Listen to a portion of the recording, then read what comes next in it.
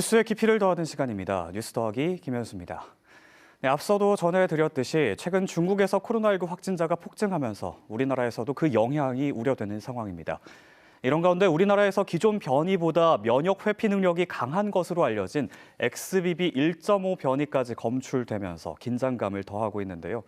이름도 어렵죠. 이미 미국에선 우세종이 된 XBB 1.5, 어떤 변일까요?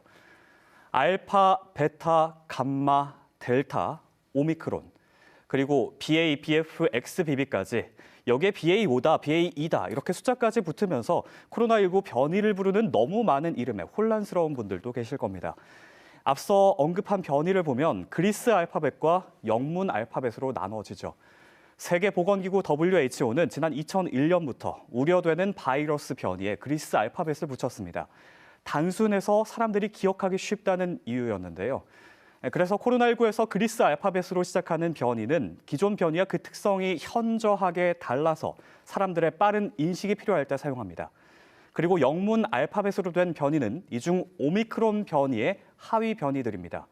전염력이나 면역 회피 능력 같은 변화는 있지만 기존 변이와 큰 차이가 없기 때문에 이렇게 영문 알파벳이 붙었는데요.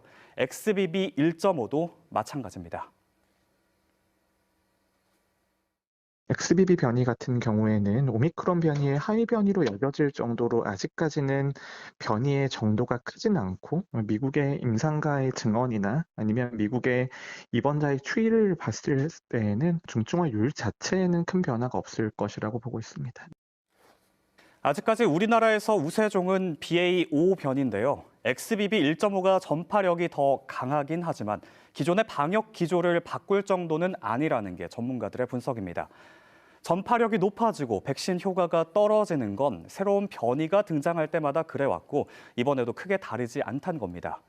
가장 좋은 예방법도 역시 기존과 마찬가지로 백신 접종인데요. 이가 백신의 XBB 1.5 감염 예방 효과는 떨어질 수 있지만 다른 오미크론 변이와 마찬가지로 중증화율과 사망률을 낮추는 데는 여전히 효과가 있다는 겁니다.